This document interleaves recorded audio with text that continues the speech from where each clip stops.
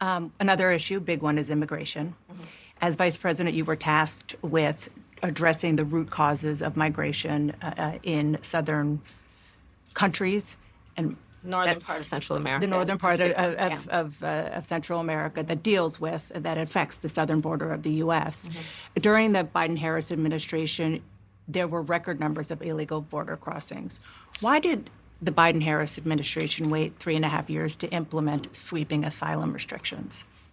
Well, first of all, the root causes work that I did as vice president, that I was asked to do by the president, has actually resulted in a number of benefits, including historic investments by American businesses in that region.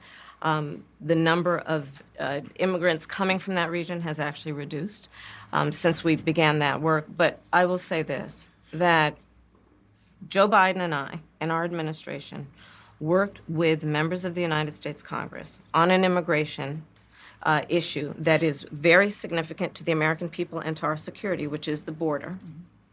And through bipartisan work, including some of the most conservative members of the United States Congress, a bill was crafted, which we supported, which I support.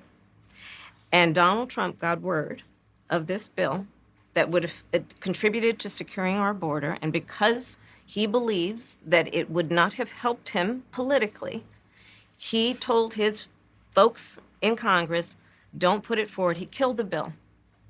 A border security bill that would have put 1,500 more agents on the border. And let me tell you something, the Border Patrol endorsed the bill.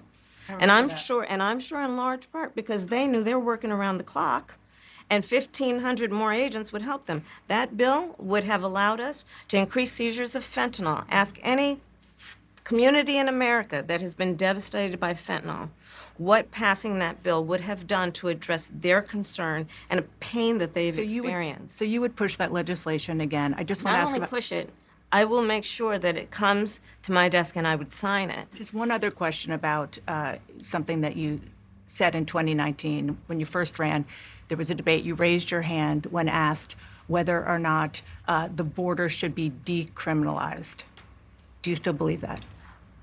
I believe there should be consequence. We have laws that have to be followed and enforced that address and deal with people who cross our border illegally, and there should be consequence. And let's be clear, in this race, I'm the only person who has prosecuted transnational criminal organizations who traffic in guns, drugs, and human beings. I'm the only person in this race who actually served a border state as Attorney General to enforce our laws, and I would enforce our laws as president going forward. I recognize the problem.